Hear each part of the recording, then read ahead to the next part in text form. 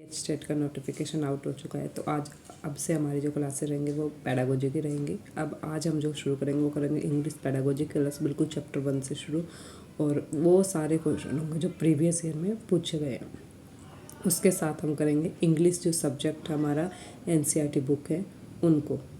Okay, so let's get start without time wasting. अपना topic है वो शुरू करते हैं। देखिए, सबसे पहले आपका जो टॉपिक है उसके जो हम क्वेश्चन लेंगे अब ये आपके रहेंगे प्रिंसिपल ऑफ टीचिंग इंग्लिश से। ठीक है, प्रीवियस ईयर क्वेश्चन रहेंगे सभी के सभी, ध्यान से देखिए। फर्स्ट क्वेश्चन है fundamental order listening, speaking, reading and writing should be followed.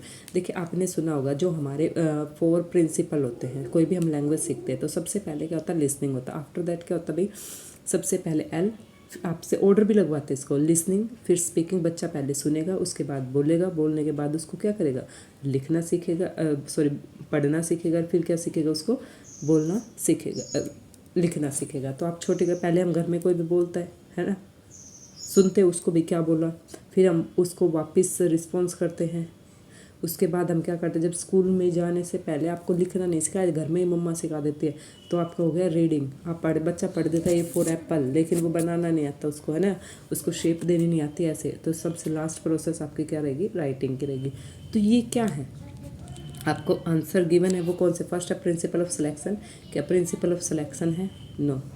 क्या प्रिंसिपल ऑफ ग्रेडेशन है, no. Principle habit form, no. Follow the natural way. देखिए, नेचुरल वे आप सोचो कि मैं तो पहले है ना बच्चे को रीडिंग सिखा दूँ, उसके बाद अरे बच्चा सुनेगा नहीं तो पढ़ेगा कैसे। ठीक है, तो सबसे पहले ये natural way, listening, speaking, reading and writing. Clear, तो डी आपका आंसर क्या रहेगा, राइट रहेगा। नेक्स्ट है leading from simple to complex. आपने देखा होगा जो भी हम भी छोटी क्लासेस में थे, कोई भी हम अगर किसी भी चीज़ को हम न्यू को सीखते हैं तो हम क्या करते हैं, एक ऐसे प्रोसेस फॉलो करते हैं जो सिंपल टू क्या हो, कॉम्प्लेक्स हो। सिंपल टू कॉम्प्लेक्स को हम फॉलो करते हैं। तो ये हमारा प्रिंसिपल है वो कौन सा है, देखिए, क्या वो ग्रेडेशन है, ठीक है, क्या वो हैबिट फॉर्मेशन है, क्या वो कंट्रोल वोकेबलरी है, क्या वो फॉलो द नेचर। देखिए, फॉलो द नेचुरल वे तो हमारा हो गया था, listening, speaking, reading and writing वो हमारी जो लैंग्वेज सीखने के जो 4 जो स्टेप है उनको फॉलो करता है। कंट्रोल वोकेबलरी ये तो हो ही नहीं सकता, हैबिट फॉर्मेशन हो सकता है। तो आपका ये क्या रहेगा बेटा, ग्रेडेशन रहेगा। क्या रहेगा इसका, फर्स्ट ग्रेडेशन। ग्रेडेशन क्यों रहेगा, देखिए ग्रेड करके ही हम देते हैं कि सबसे पहले आपने देखा होगा फर्स्ट, अब देखिए हम तो बोल देते क्लास, लेकिन अब क्या बोलते हैं, ग्रेड 1, ग्रेड 2। तो ये क्या था, ग्रेड 1 के अंदर मैटर इतना डिफाइन कर दिया जाता है कि इस ग्रेड के अंदर बच्चे को इतना सिखा देना है। सेकंड ग्रेड में फिर उसका लेवल होगा, थर्ड में उससे अपर होगा, ऐसे ऐसे करके सिखा दे। तो बच्चे को सबसे पहले सिंपल, और आफ्टर दैट उसको क्या सिखाया जाता है भाई, कॉम्प्लेक्स प्रोसेस, या कॉम्प्लेक्स जो भी टीचिंग प्रोसेस उसको अडोप्ट करके कॉम्प्लेक्स थिंग्स। ठीक है, नेक्स्ट क्वेश्चन, तो राइट आंसर क्या रहेगा आपका, ग्रेडेशन।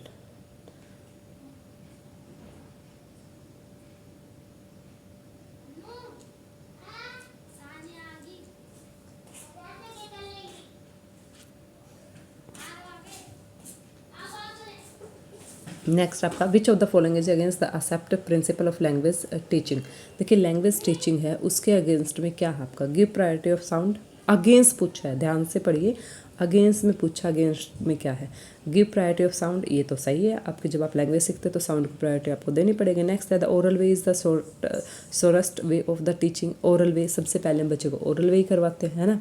फिर use mother tongue as a tool not a medium. हाँ, ये भी सही है बिल्कुल कि हम यूज़ करेंगे मदर टंग को as a tool not a medium. आप मीडियम नहीं बना सकते उसको, टूल। जो कोई भी डिफिकल्ट वर्ड अगर उसको वैसे लैंग्वेज में नहीं आता, सेकेंड लैंग्वेज उसमें नहीं आता, हम उसको मदर टंग में समझाने की कोशिश करेंगे। ठीक है, और नेक्स्ट है writing should be introduce before reading. अभी हमने पढ़ा था listening, speaking, reading and writing, और अभी देखो उसी में ये कह रहा है कि पहले हम राइटिंग कर दे, आफ्टर दैट क्या करें, रीडिंग करें। तो क्या ये प्रोसेस सही है, ये प्रोसेस आपका बिल्कुल भी सही नहीं है। ठीक है, तो आपका राइट आंसर क्या रहेगा भाई, 4 रहेगा। राइट आंसर क्या रहेगा आपका, 4th रहेगा कि writing should be introduce before reading. ये आपका अगेंस्ट है प्रिंसिपल ऑफ लैंग्वेज टीचिंग के, बाकी सही थे आपका। नेक्स्ट क्वेश्चन आपका नेक्स्ट क्वेश्चन देखिए, putting language item in course material into the best arrangement to maximize learning is called. देखिए सबसे पहले ये पूछा है putting language item in course material into the best arrangement. अगर हमें बिल्कुल एक अरेंजमेंट की तरह देना है तो अभी हमने पढ़ा था क्या उसका सिलेक्शन करना पड़ेगा, क्या उसको ग्रेड में लगाना पड़ेगा, प्रेजेंटेशन या कंपोजिशन। देखिए सबसे पहले हम क्या करते हैं, कोई भी चीज़ हम क्या करते हैं ग्रेडेशन करते हैं उसका, कि इस क्लास यहाँ हमें ये सिखाना तो ये ग्रेड है, ये लेवल है हमारा, ठीक है। उसके बाद हम पहले ग्रेडेशन करेंगे, उसके बाद हम क्या करेंगे, फिर हम सिलेक्शन करते हैं भी क्या क्या चीज़ें सिखाएंगे। अब क्या रहेगा भाई, सबसे अच्छा प्रेजेंटेशन तो लास्ट में आएगा आपका, उसके बाद आपका इवेल्युएशन आता है तो प्रेजेंटेशन आपका थर्ड पे रहेगा। लेकिन यहाँ जो हमसे पूछा गया है कि बेस्ट अरेंजमेंट करनी है तो हम उसमें क्या करेंगे, ग्रेडेशन करेंगे, ग्रेड करते हैं कि इस क्लास में इस लेवल पे हमें ये सिखाना है। क्लियर। नेक्स्ट है one of the fundamental principle of second language teaching is. देखिए सेकेंड लैंग्वेज ऑफ आपकी टीचिंग है उसका फंडामेंटल जो प्रिंसिपल है वो क्या है। सेकेंड लैंग्वेज आपको सिखानी है, मदर टंग नहीं सिखानी, मदर टंग सीख ली हमने, अब हमें सपोज करो लैंग्वेज से इंग्लिश सिखानी है तो क्या करेंगे, सबसे पहले ग्रेडेशन करेंगे, एक्सप्लेनेशन करेंगे, कंटेंशन करेंगे, या फिर एक आपका फोर्थ ऑप्शन इसमें है ना, यहाँ विजिबल नहीं है तो वो आपका रिलैक्सेशन है, ठीक है, रिलैक्सेशन। तो ये सही रहेगा।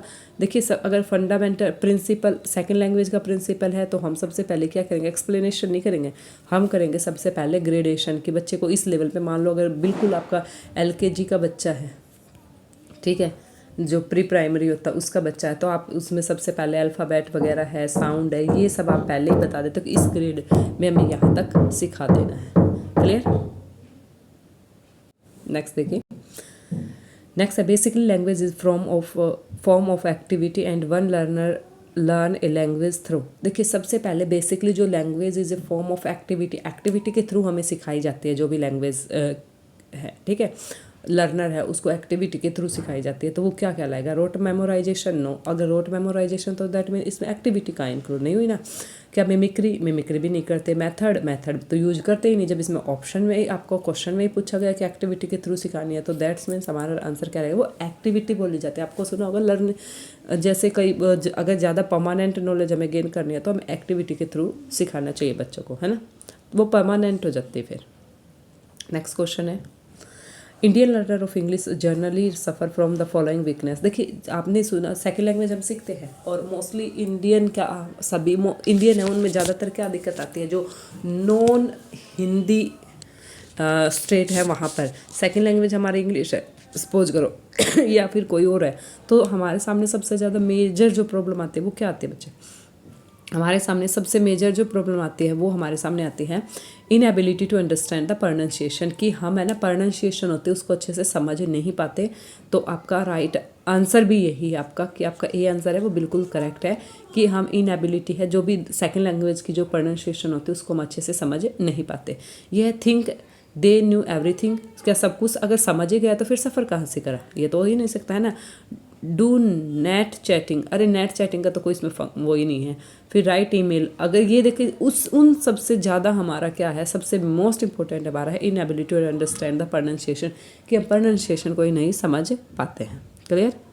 नेक्स्ट क्वेश्चन देखिए, वाई इज़ टेस्टिंग नेसेसरी। कोई भी हमने बच्चे को कुछ भी सिखा दिया है ना, अब सिखाने के बाद हम जब उसका टेस्टिंग करते हैं तो क्यों, बिग वाई, क्या ज़रूरत है यस क्या ज़रूरत है। देखिए ये कह रहा है testing is necessary promote learner, क्या हम टेस्टिंग करते हैं तो उससे हम लर्नर को प्रमोट करते हैं, प्रमोट तो हम कर चुके हैं, हमें तो सिर्फ चेक करना है, तो ये तो नहीं आएगा। Testing is necessary to know the competence of the learner teacher, क्या हमारी टीचर की कॉम्पिटेंसी को चेक किया जाता है, लेकिन उससे ज़्यादा नेसेसरी क्या है, testing is necessary for proper utilization of language resources. क्या टेस्टिंग इस वजह से की जाती है कि जितने भी हमें लैंग्वेज के रिसोर्सेज था उनका प्रॉपर वे से यूटिलाइजेशन हुआ या नहीं हुआ, नो। तो आपका राइट आंसर जो बिल्कुल करेक्ट आपका आंसर है वो कौन सा रहेगा भाई, आपका रहेगा फर्स्ट, टेस्टिंग, कि testing is necessary to know the achievement level of the learner, कि हमने जो लर्नर को सिखाया उसका लेवल था वहाँ तक बच्चा पहुँचा रियल में या नहीं पहुँचा, अगर नहीं पहुँचा तो फिर कहाँ दिक्कत हुई है, ठीक है। इस वजह से हम क्या करते हैं, टेस्टिंग करते हैं, ताकि हम उसको क्या उसका अगर हमने इवोल्यूशन किया है है ना, तो हम उसको दोबारा से क्या कर सके, रीटीच कर सके, या फिर जो भी हमारा रेमेडियल वर्क है हम उसको प्रॉपर वे से कर सकें। नेक्स्ट क्वेश्चन देखिए, the principle of selection is based on the assumption that, ठीक है, the principle of selection is based on the assumption that, क्या प्रिंसिपल है किस चीज़ के भाई, जो अजम्पशन है उसके, only few selected and train teacher can teach English, ये कह रहे हैं सिलेक्शन के अंदर तो क्या है कि कुछ ही टीचर है ना वही क्या कर सकते हैं, टीच कर सकते हैं, सिर्फ ओनली ए फ्यू, आपने रीजनिंग में भी सुना होगा, ऐसे स्टेटमेंट वैसे भी आपकी राइट नहीं होती। नेक्स्ट है, इट इज़ नॉट पॉसिबल, ये आपका ये था, अरे फिर है, it is not possible to teach the whole language within the prescribed time period and the other constraint. देखिए सबसे पहले जो हमारा बेसिकली जो हमारा अजम्पशन है वो क्या है, मैं आपको राइट आंसर ही बता देती हूँ, it is the not possible to teach the whole language within the prescribe time. देखिए बिल्कुल सही है, ये अजम्पशन है कि आपको बता दें कि 1 महीने में पढ़ाना है, तो आपके पास भी हर टाइप के लर्नर होते हैं ना, स्लो लर्नर भी होते हैं, गिफ्टेड भी होते हैं, और मीडिया जो मॉडरेट होते हैं वो भी होता है। तो क्या आपने जो टाइम पीरियड गिवन है उसमें आप कंप्लीट कर पाते हो, नहीं कर पाते, है ना।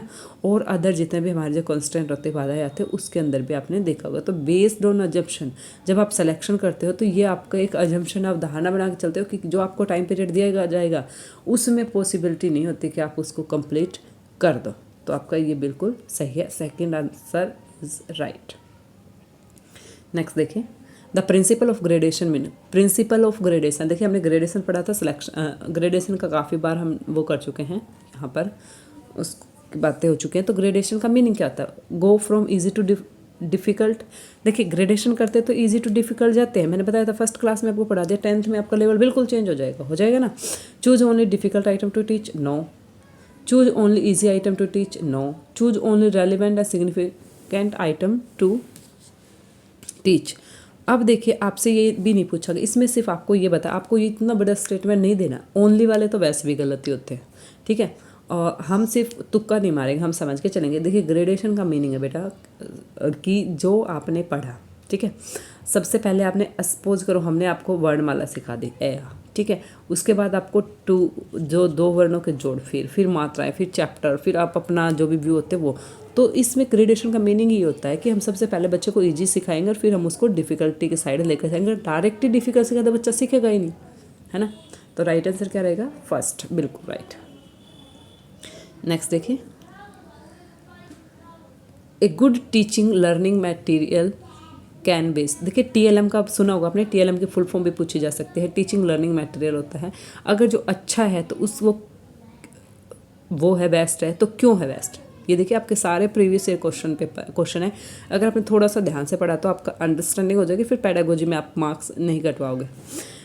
Help the teacher to constraint material without any modification, कि help the teacher to transaction material without any mod, ये कह रहा है TLM अगर है ना तो टीचर क्या कर सकता है, उस मटेरियल को विदाउट कोई भी मॉडिफिकेशन करे बच्चों को क्या कर सकता है, सिखा सकता है, ठीक है, क्या सही है। आगे देखते हैं, help the learner acquire knowledge, भाई जो लर्नर होते हैं उनको नॉलेज एक्वायर करने में हेल्प करते हैं। नेक्स्ट है facilitate the teaching learning process, facilitate, और सेकंड हमारा be a source of entertainment, entertainment का नो। क्या आपका ये help the teacher to transaction matter without any modification, ये भी गलत। हेल्प द लर्नर एक्वायर, सिर्फ एक्वायर करता है, नो, ये आएगा फैसिलिटेट, फैसिलिटेट होता है द टीचिंग लर्निंग प्रोसेस। देखिए ये है आपका facilitate the teaching learning process, कि टीचिंग लर्निंग प्रोसेस में फैसिलिटेट का काम करता है, नॉट क्या करता है, वो कहता है ना टूल का काम करता है, सिर्फ भी बच्चे को अच्छे से समझ आ जाए, उस वजह से। TLM है, कई बार क्या होता है बच्चे को वैसे डायरेक्ट हम बताएंगे तो नहीं, अगर हमें ताजमहल के बारे में बताना सपोज करो बच्चे को, तो हम क्या करेंगे, उसमें हम रियल ताजमहल तो उठा के नहीं ला सकते, तो ऐसा कोई TLM दिखा के बता सकते कि इसमें कौन सा जो मार्बल है वो यूज हुआ है, किसने बनाया, तो सारा बच्चे को यार अच्छा इस टाइप से।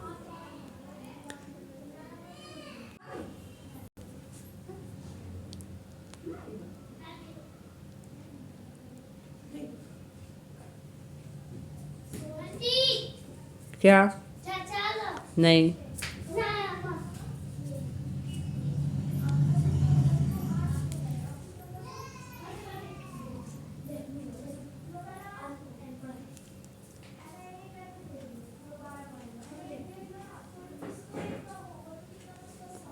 नेक्स्ट देखिए, लास्ट एंड नेक्स्ट क्वेश्चन है ये आपका। Dash is applied in order to choose a particular course of a particular class. अगर कोई भी पर्टिकुलर कोर्स है, पर्टिकुलर क्लास को ही पढ़ाना है, सपोज करो 6th क्लास का 6 में ही पढ़ाना है, तो क्या रहेगा?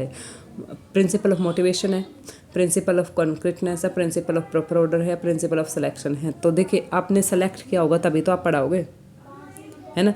प्रिंसिपल ऑफ सिलेक्शन रहेगा बच्चे कि जिस क्लास के लिए चूज किया है उसी को पढ़ाना है हमें। ये आपके 15 क्वेश्चन थे।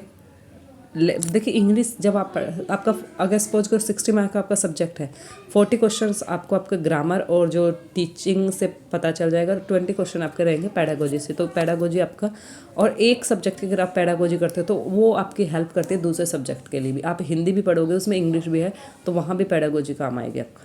ठीक है, thank you, bye, take care.